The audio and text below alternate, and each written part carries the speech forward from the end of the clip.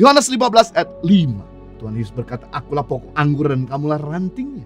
Barang siapa tinggal di dalam aku dan aku di dalam dia, ia berbuah banyak. Sebab di luar aku, kamu tidak dapat berbuat apa-apa. Berarti kita bisa melihat di sini ciri-ciri orang yang tinggal dalam Kristus, melekat sama Kristus itu, dia semakin produktif. Inovasi adalah satu cara untuk bisa bertahan hidup. Yang kedua, ciri-ciri orang yang tinggal dalam Kristus itu mewujudkan Kristus dalam hidupnya. Yang ketiga, terakhir, ciri-ciri orang yang tinggal dalam Kristus itu, dia tetap setia di saat goncangan terjadi. Dia tidak mudah meninggalkan Tuhan ketika badai menerpa.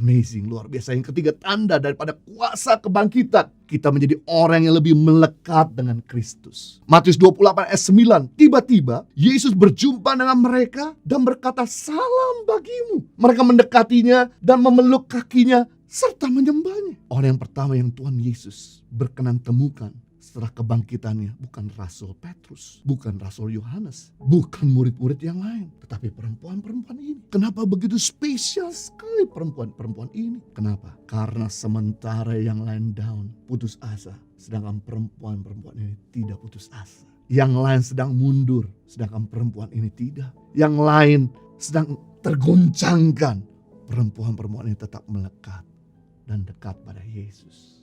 Tanda daripada orang mengalami kuasa kebangkitan Tuhan Yesus, selalu melekat dengan Tuhan, tinggal di dalam Tuhan. Yohanes 15 ayat 5. Tuhan Yesus berkata, akulah pokok anggur dan kamulah rantingnya. Barang siapa tinggal di dalam aku dan aku di dalam dia, ia berbuah banyak. Sebab di luar aku, kamu tidak dapat berbuat apa-apa.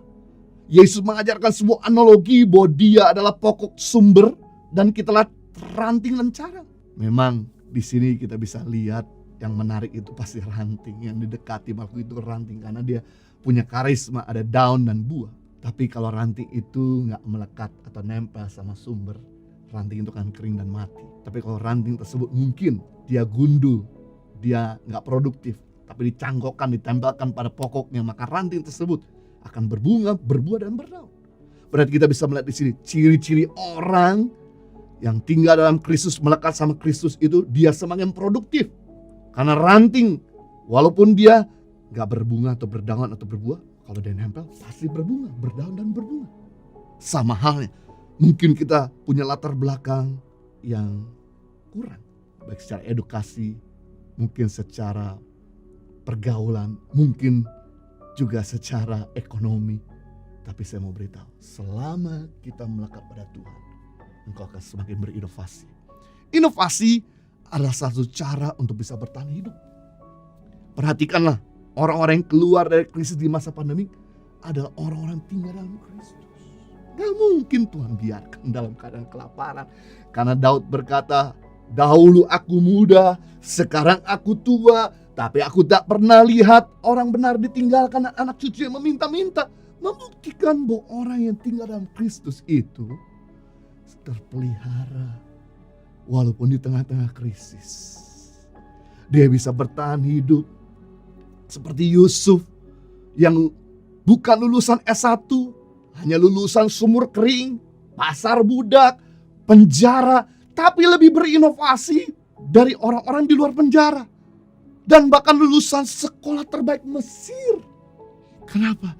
Walaupun Yusuf di penjara, walaupun Yusuf tidak sekolah, walaupun Yusuf jauh dari keluarga, walaupun Yusuf gak punya teman, gak punya rekening bank, Yusuf tinggal dalam Tuhan dan Tuhan tinggal dalam Yusuf. Ini yang membuat hikmat Yusuf, wahyuan Yusuf melebihi daripada orang-orang lulusan sekolah terbaik di Mesir.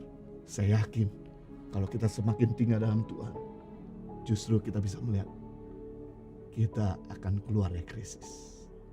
Kita akan melewati banyak hal-hal yang luar biasa dan ajaib. Saya memperhatikan orang-orang tinggal dalam Kristus adalah orang-orang bertahan hidup. Yang kedua, ciri-ciri orang yang tinggal dalam Kristus itu mewujudkan Kristus dalam hidupnya.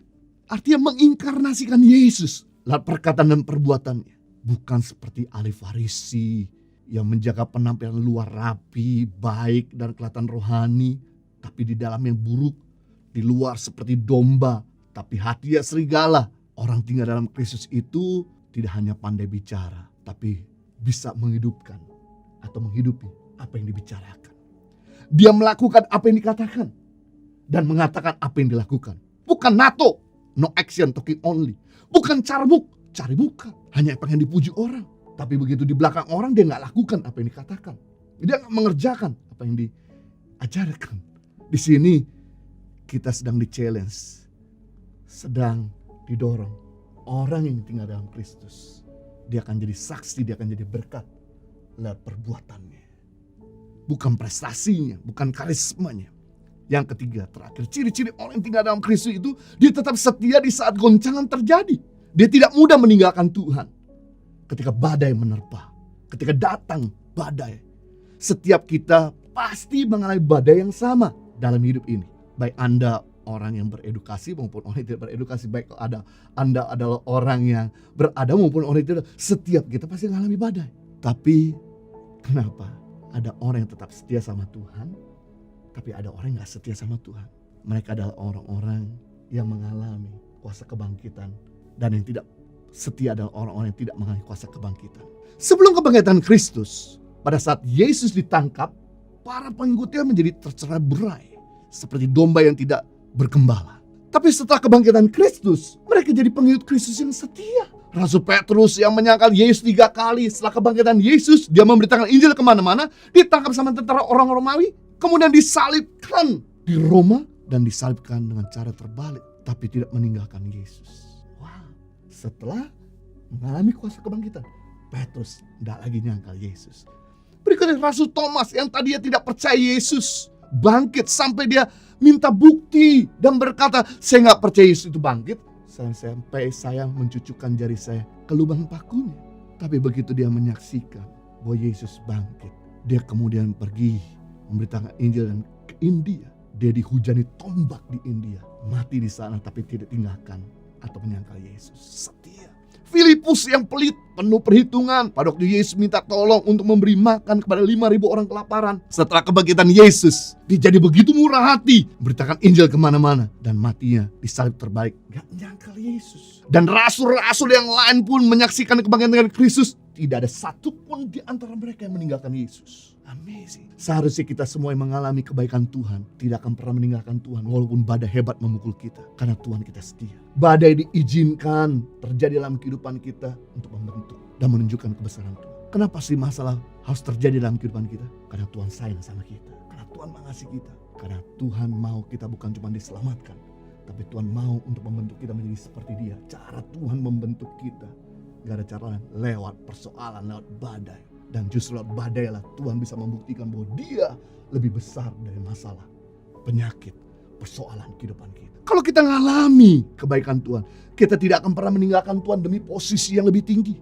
Karena lebih baik kita naik pelan-pelan, tapi bersama dengan Tuhan. Dan pasti Tuhan topang kita, gak akan dibiarkan jatuh tergeletak. Kalau kita ngalami kebaikan Tuhan, kita tidak akan pernah meninggalkan kepercayaan. Walaupun ada pria atau wanita yang suka sama kita, tapi maksa untuk meninggalkan kepercayaan kita.